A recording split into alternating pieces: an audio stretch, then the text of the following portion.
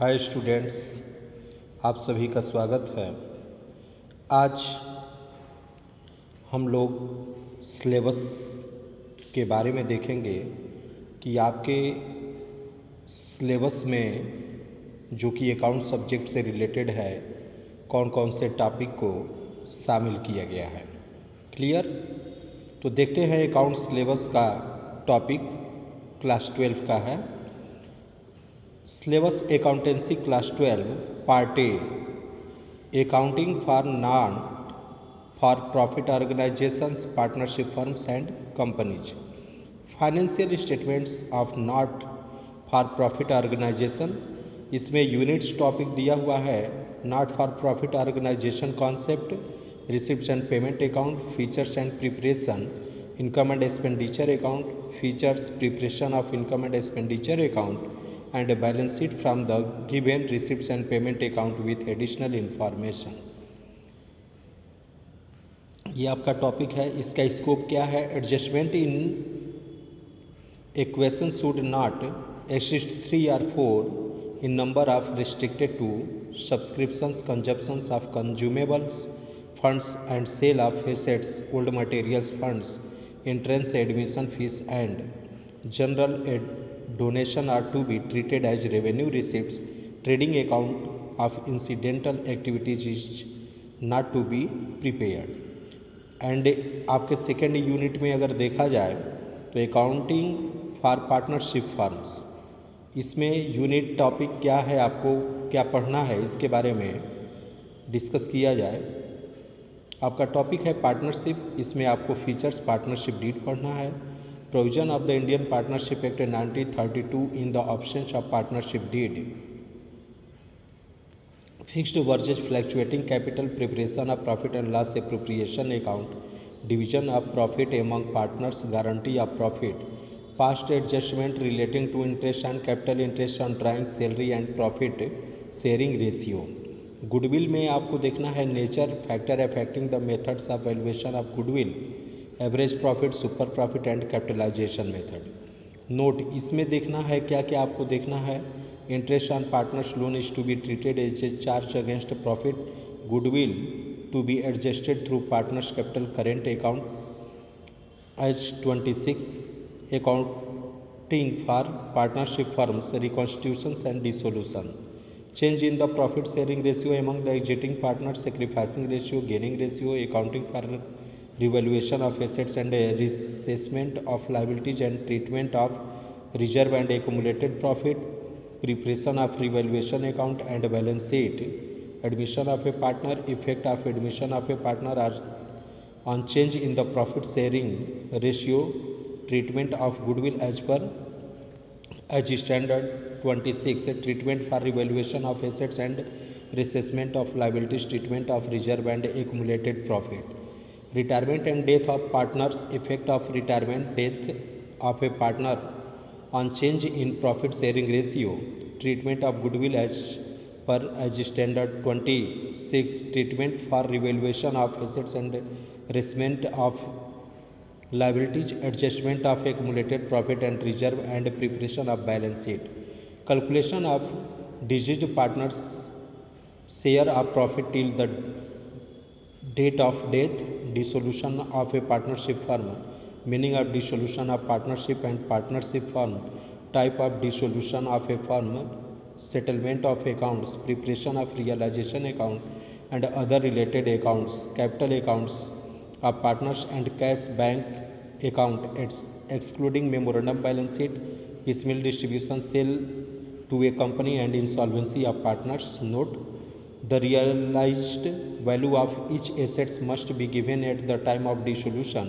In case the realization expenses are borne by a partner, clear indicated should be given regarding the payment thereof।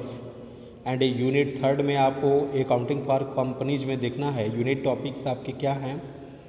Accounting for share capital, share and share capital, nature and type, accounting for the share capital, issue and allotment of equity and preference share, public subscription of shares, over subscription and under subscription of shares, issue at par at premium, calls in advance and arrears, excluding interest, issue of shares for consideration other than cash. Concept of private placement and employees stock option plan, accounting treatment of for features and reissue of shares, disclosure of share capital in the balance sheet of a company, accounting for debentures, debenture issue of debentures at a par at a premium at a discount, issue of debentures for consideration other than cash, issue of debentures with term and redemption, debentures as collateral security, concept interest and debentures, writing of discount loss on issue of debentures. Note: discount or loss on issue of debentures to be written off in the year debentures are allotted from security premium reserve. If it is exit, then the statement of profit and loss as financial cost as 16. Note: related sections of the Companies Act 2030 will be applied. And parts B में आपको देखना है financial statement analysis, इसमें unit 4 को शामिल किया गया है। Analysis of financial statements units topic financial statements of a company, statement of profit and loss and balance sheet in prescribed form with major headings and sub heading as per schedule 3 of the Companies Act 2013. Note: exceptional items, extraordinary items and profit loss from discontinued operations are excluded. Financial statement analysis objective, importance and limitations, tools of financial statements, comparative statements, common size statement, cash flow analysis, ratio analysis, accounting ratio, meaning, objective classification and computation, liquidity ratio, current ratio and quick ratio, solvency ratio, debt to equity ratio, total assets to debt ratio, property ratio and interest coverage ratio, activity ratio, inventory turnover ratio, trade receivables turnover ratio, trade payables turnover ratio and working capital turnover ratio. Profitability ratio में आगे हम discuss करेंगे कि इसमें क्या आपको देखना है, gross profit ratio, operating ratio, operating profit ratio, net profit ratio and return on investment. Note: net profit ratio is to be calculated on the basis of profit before and after tax. Okay.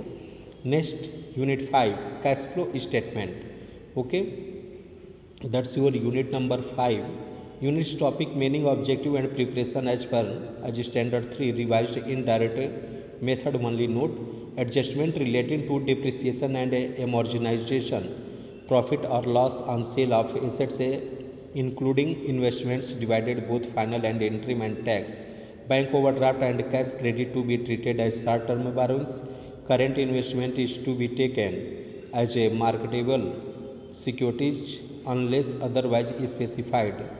Note: previous year proposed dividend to be given effect as prescribed in as standard 4.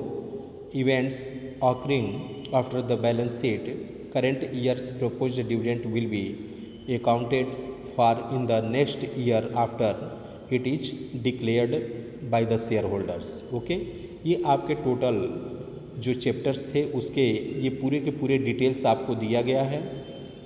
अब हम आते हैं जो आपको chapter wise कि आपको कौन कौन से चैप्टर, ये टॉपिक को हम लोगों ने देखा कि ये हमारे टॉपिक थे, लेकिन कौन कौन से चैप्टर आपको स्टडी करना है, कैसे कैसे चैप्टर में डिवाइड किया गया है, आज हम लोग और आगे देखते हैं.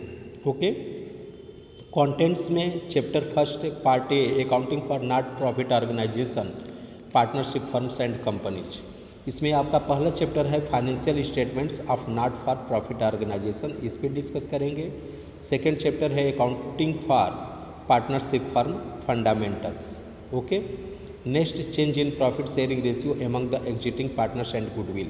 वहाँ पर अभी हम लोगों ने पूरा सिलेबस का डिटेल देखा था और यहाँ पे हम लोग चैप्टर्स देखेंगे कि ये चैप्टर हैं और इसी चैप्टर में उस डिटेल्स को जिससे रिलेटेड मैटर है शामिल किया गया है.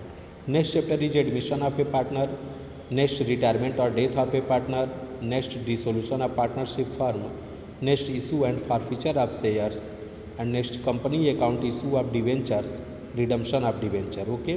फाइनेंशियल स्टेटमेंट एनालिसिस में आपका chapter number 10 financial statement of companies, financial statement analysis. Chapter number 12 है tools for financial statement analysis comparative and common size statements. Chapter number 13 accounting ratio and chapter number 14 cash flow statements. Okay, ये जो है कि ये आपके total ये chapters दिए गए हैं। इस चैप्टर में अगर हम देखें तो ये आपका जो दिया हुआ है ये कंटेंट्स है, और कंटेंट्स में हमको ये पार्ट ए अभी हम लोग देखेंगे। पार्ट ए हम लोग ऑलरेडी देख चुके हैं। अब इस पार्ट ए में हम लोगों ने अभी ये देखा कि accounting for not profit organisations, partnership firms and companies. Okay, इसमें हम लोगों ने अभी टॉपिक को देख लिया। और इसके बाद आपका पार्ट ये बी, जिसमें हम लोग ये फाइनेंशियल स्टेटमेंट एनालिसिस पे डिस्कस किए। इस तरीके से आपके टोटल्स ये सिलेबस हो गए अकाउंट सब्जेक्ट के, जिसमें टोटल 14 चैप्टर्स है। Okay, thank you.